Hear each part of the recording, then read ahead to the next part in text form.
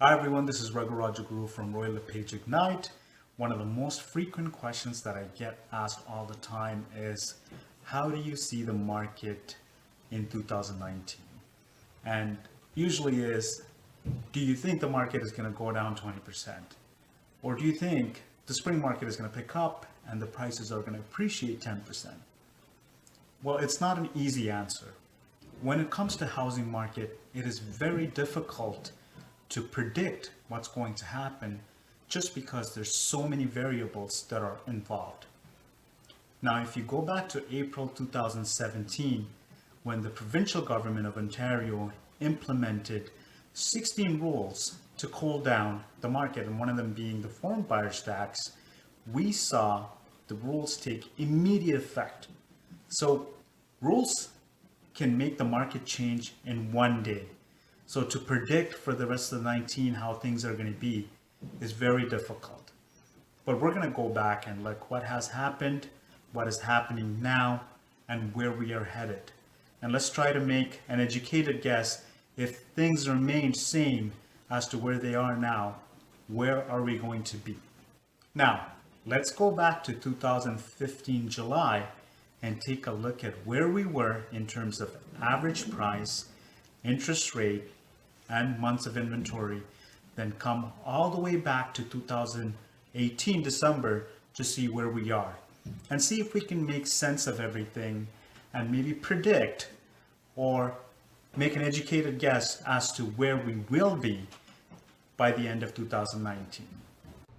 So as you can see, this page has some very important numbers and the dates. I'll tell you how I picked them. So the dates, I picked them if there was a government intervention regarding the housing market, or if the rates, the prime rate, either moved up or moved down. So that's how I picked up the dates. I wanted to see if, in the point of changing, let's say the prime rate, or introduction of mortgage rules, what sort of a change did we see immediately after these changes? So to begin with, I'm going to explain to you what these gray numbers are. So this is 1 month of inventory. This is months of inventory at the bottom. So basically, months of inventory it just pretty much says in simple form that on July 2015, at the end of July 2015, there was about 1 month of inventory left in the market in Durham Region. So if no new listing came at the end of July 2015, all existing inventories would have been sold in 1 month. So to put this in perspective, 0 to 4 months is a seller's market. So the closer you are to 0, the hotter the market is for the sellers. So as you can see, this is pretty close to 0. Hence, it was a pretty good market. It was a super seller's market. What can I say? So July 2015 average price standard, everybody knows what that is, prime rate, and this is the date. So let's go over it. So as you can see, July 2015, we had an average price of about $450,000. We have 1 month of inventory, super seller's market. Prime rate was about 2.7%. That's about 1.25 less than what we have right now. The next change didn't happen until October 2016, so that's year-end, couple of months after when the stress testing was introduced for insured mortgages, 5 years fixed, and then they were getting stress tested at the standard rate.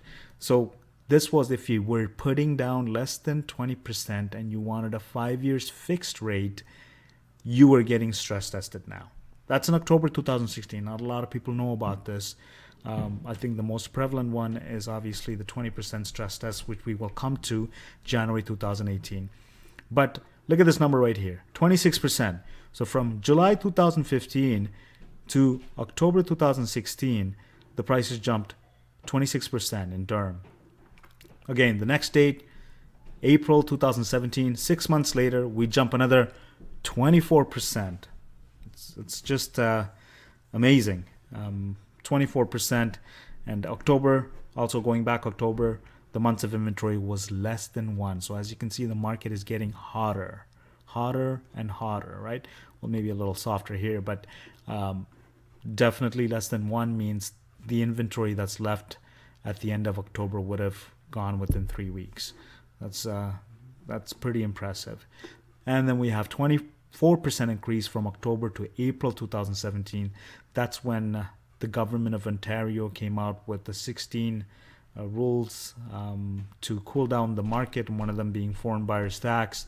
We reached a peak of an average price of 703, rounding it off. And right after that, about 2-3 months later, we fell 19% in average price. And the average price came to $570,000, rounding it off again. And the months of inventory is at 2.9. So if you remember anybody trying to sell right after the foreign buyers tax introduction in April 2017, or you may have put your house on the market, home on the market, and you notice that the market tremendously slowed down, and there wasn't any activities. That's because from a super seller's market to we're just at a seller's market. 2.9 is a lot closer to 4 than these numbers were. So we're just, it's a seller's market, but we have now 3 times the inventory. So you can imagine, right? You pump 3 times the inventory into the market. You know, the days on market are going to get longer. The homes are going to get longer to be sold. The average price is going to drop because there's less demand and people are not, bidding for these homes in a multiple offer style presentation, right? So that's not happening. July 2017, why is that important? Because the prime rate moves up to 2.9%. So after 2 years, prime rate is going up to 2.9%. And we're at 2.9 months of inventory. From July 2017, the price moved up to 2%. Again, I'm not accounting for seasonal changes or inflation here. We're just looking at raw numbers here. So 2% it moves up. So September 2017, from July to September 2017, the prices moved up 2%. Coming September 2017, the prime rate was about 3.2%. There you go, another increase in the rate. The months of inventory is 2.4 months of inventory. The next period, which is September to January, when the stress test was introduced, is a very interesting period. When the OSFI announced that they were going to bring stress testing to uninsured mortgages, there was a lot of buyers and sellers within this gap right here. So that's October, November, December, that were very motivated to buy and sell. Buyers wanted to quickly buy and get something in writing before January 1st. And sellers wanted to quickly also sell before January 1st because they know that if they have to wait after January 1st, the buyers might lose the buying power, the prospective buyers might lose buying powers, and the buyers knew that as well.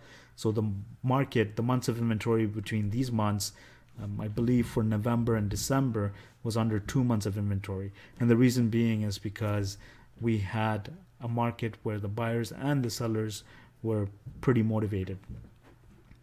So coming January 2018, what happens? The stress test of uninsured mortgages. That just means that if you're putting 20% or more, now all the lenders have to stress test you. So, and prime moves up to 3.45%. So the prime rate also moved up. So not only are you getting stress tested, but the Bank of Canada came out and said, hey, we're raising the overnight exchange rate. In return, all the 5 major banks, what they did is they increased their prime rate to 3.45. And the months of inventory was 2.5. So still a seller's market, but if you can see the trend starting in July, not as hot. From January 2018 to July 2018, almost negligible, but 1% in average price, it went up. And prime moves up to 3.7%. So there's another interest rate change over here. The months of inventory is 2.8 months. 2.8 months, very normal for a summer month, especially like July, end of June, August. just because everybody wants to list their house in a good weather. It's just so much easier to work around that time. But as you can see, more inventory, then buyers have choices too, right? So you got to keep that in mind too. And then from July 2018 to October 2018, it jumps up again 1%, and prime moves up at 3.95. This is where we are as of today too. So 3.95. The Bank of Canada did not raise the overnight exchange rate in January, so we're still at 3.95, and the months of inventory is at 2.6 months. Average price ending it off is about 589, so 589,000. December months, the numbers came out.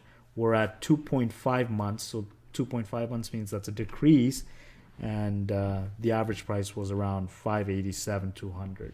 So again, almost negligible. No major changes are happening now. So what is my prediction, if you ask me, that's going to happen for 2019? Is I believe that the market is going to remain very stable where it is right now. There's not going to be a crash of 20%.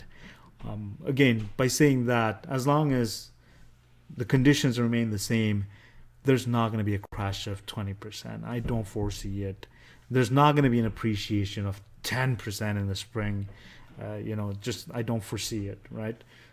Unless something happens, unless the mortgage regulations are withdrawn, and we go back to where there's no stress testing, or maybe because of the elections that are about to come up, they make it easier for first-time buyers to get into the market, or anything like that. If the government changes the regulations, or if the interest rate moves up very quickly within a short amount of time and it spooks the buyers, so that could happen.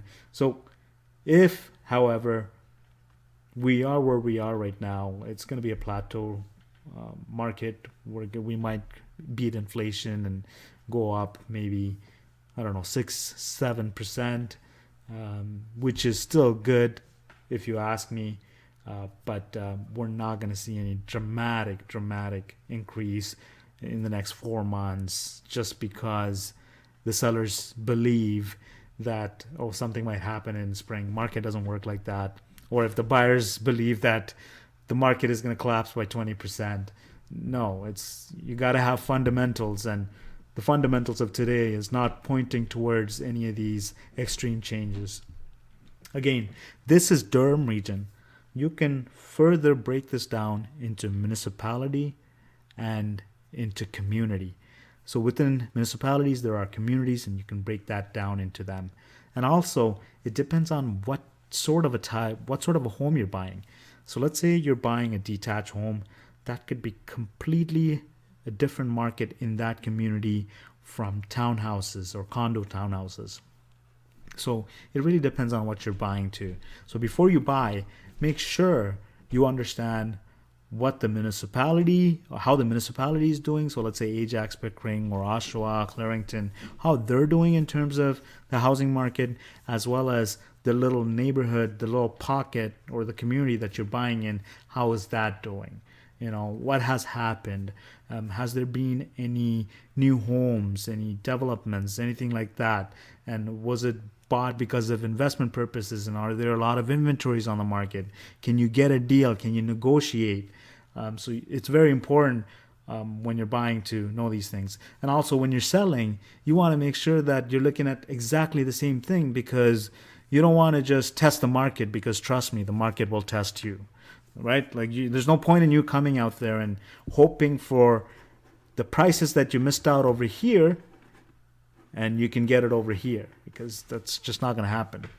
You can do whatever you want. You can tell yourself that you have hardwood floor throughout, and et cetera, and et cetera, et cetera. But upgrades help sell homes, but upgrades don't sell homes.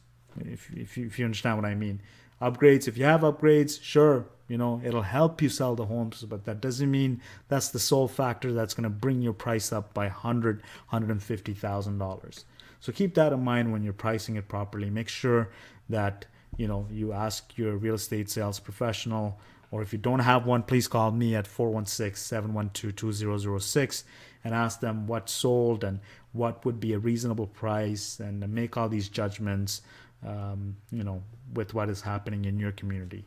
Okay, so that's pretty much it. And if anybody has any question, again, the number is 416-712-2006.